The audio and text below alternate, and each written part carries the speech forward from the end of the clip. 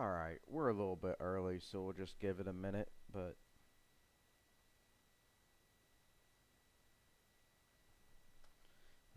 let me reply to a couple text messages.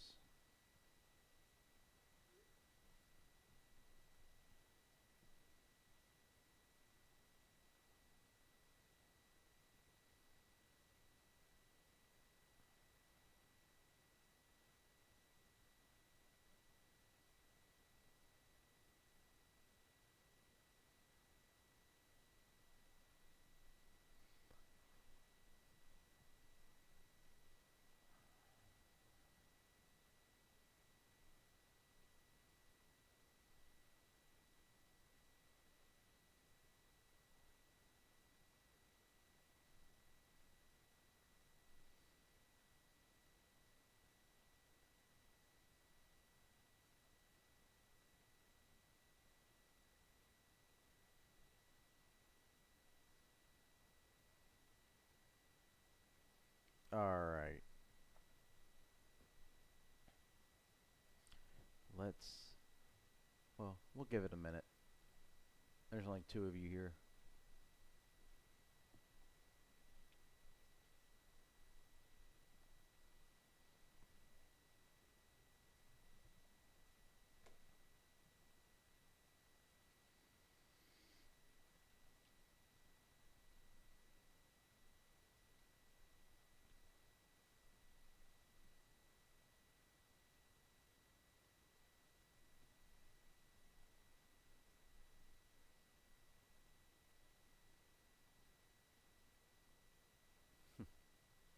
Alright, yeah, I'm ready to start. Alright, so, number one, it is believed that protons and neurons are made up of smaller particles called, that is going to be quarks. Protons and neurons are made up of smaller particles called quarks. Uh, this is a theoretical thing. They haven't, like, genuinely, as far as I know, they haven't genuinely determined the existence of quarks. But that's the generally agreed upon thing, is that the parts of an atom are created by smaller particles called quarks. The parts of an atom that carry no charge are called neutrons. So neutral neutrons, protons are positive, and electrons are the negative. Electrons are what we're mostly concerned about, is electricians.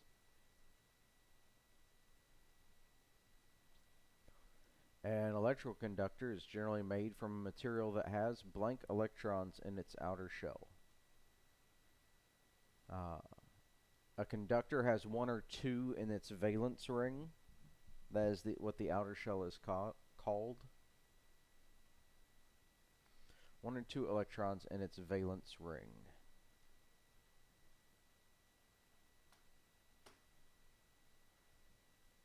Alright. A atom is the smallest molecule of an element. An element is the simplest form of any matter. This is back to high school science class. Tag on the shirt. Getting me. Alright. Which of the following is not one of the three main parts of an atom?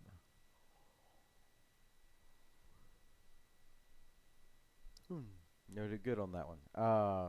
Yeah, you have an atom is made up of neutrons, protons, and electrons. The nucleus is made up of neutrons and protons, while the outer shell is made up of electrons. Smaller subparticles of the proton and neutron are called quarks.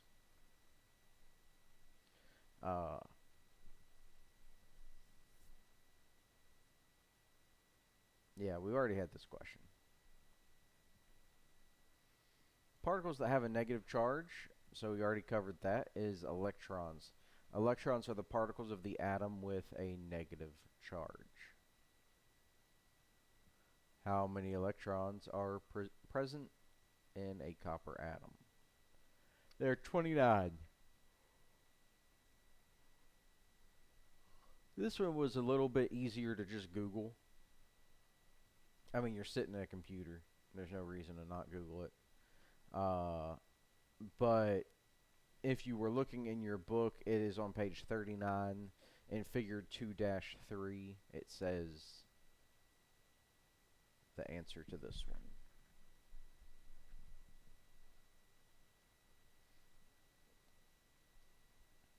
There is one valence electron. So remember, the valence electrons are what determine whether it's a good conductor or not. Copper has one valence electron. Insulators generally have a filled valence ring, so they have 7 or 8 electrons in their valence ring.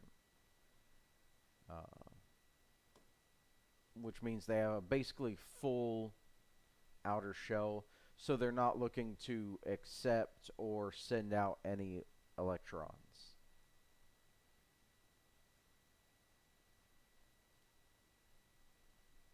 A battery is made up of one or more cells. So if you think about the science project potato battery, it's just a potato with 2 different metals stuck into it.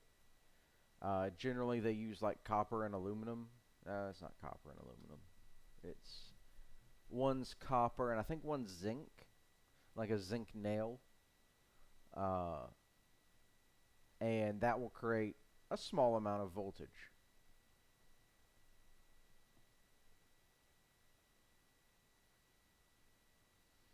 Piezoelectric is the name given to the process of generating electricity. So we are solidly in lesson 2 now. If you're trying to go back to the homework and check things, this is solidly lesson 2 material. So piezoelectric is electricity created by pressure. A good example is guitar pickups, like electric guitar pickups, or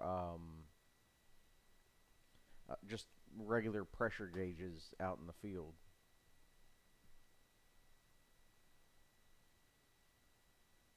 The solution in a lead acid battery is known as an electrolyte.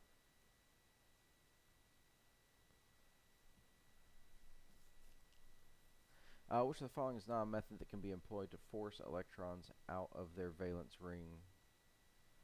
So there's a bunch of different ways to get electrons to move, and that's a lot of what people try to do, is find more efficient ways to move electrons.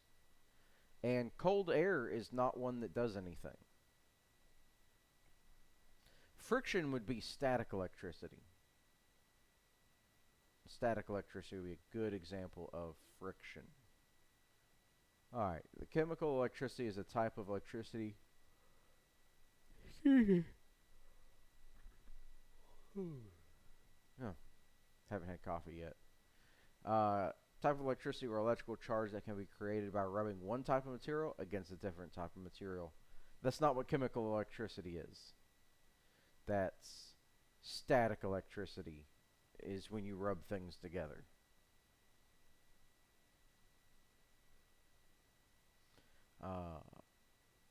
Batteries are chemical electricity. It's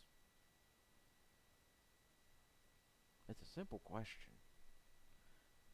What determines individual cell voltages for a battery? The metal used for each plate. There is a chart in your book. It's not super important that you know that chart. Just if you were curious about like what the hell that means. So there's different metals that you can use, and the difference between the two metals, I think it's the number of electrons in the metal, but I'm not 100%. The further the metals are away from each other on that chart, the better they are at creating voltage in a battery.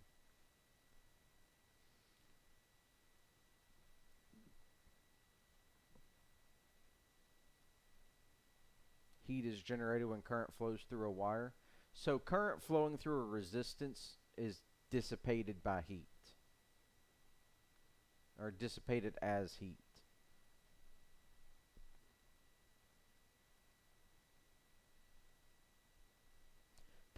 Thermoelectricity is heat generated by electricity.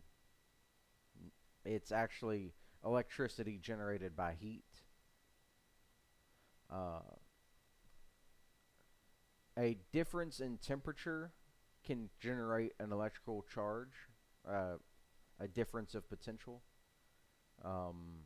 between dissimilar metals. If two of the metals are joined together and heated at one end, you'll actually get a voltage at the other end. This is the basic concept of a thermocouple, and there's people, you can take one single thermocouple, treat it like a battery, and run them in series, and the voltages will add up.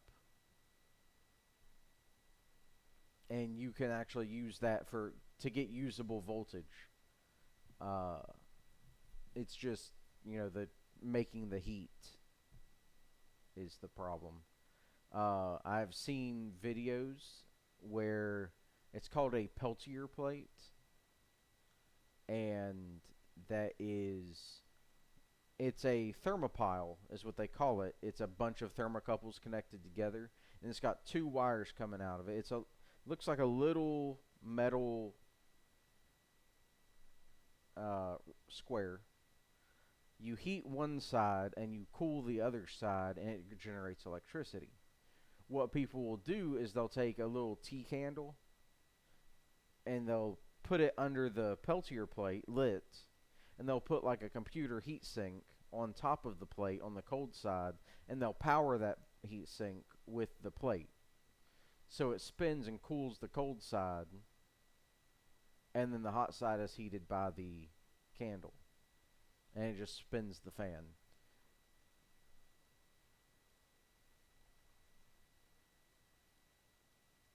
The chemical process in electroplating is called electrolysis. This is one of the ways they chrome things or anodize things. They will use a dye and hook up the metal to one of the leads and put it in water. And that the current flow through the water will suck that dye into the metal and like dye it permanently. It's a really neat process. I looked into it for a while.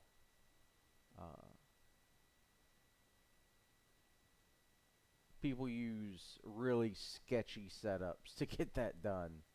Sometimes you can look online and see some really sketchy stuff about electroplating.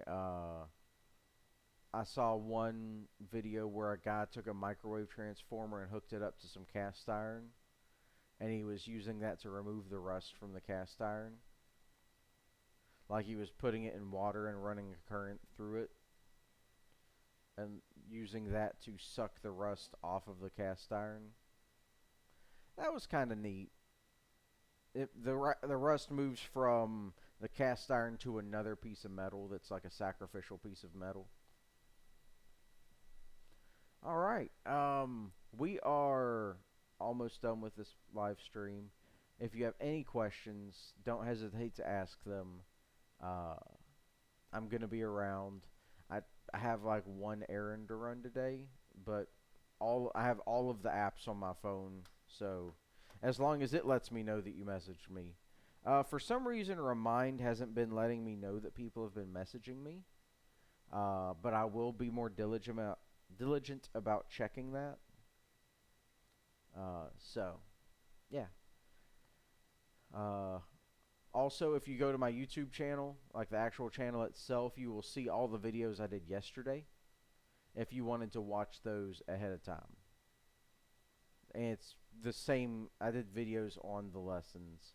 One of the lessons is mislabeled. I did them in the wrong order.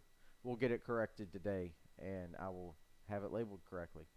Alright, you guys have a good next quiz. I'm going to get that started now.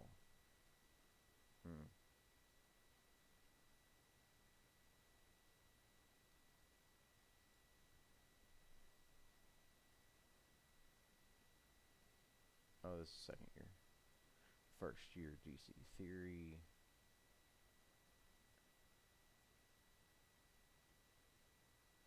Lesson 3. That first one was lessons 1 and 2. This is lesson 3. I'm making it where you can do multiple attempts. You just have to sign out and sign back in. Alright, and away we go.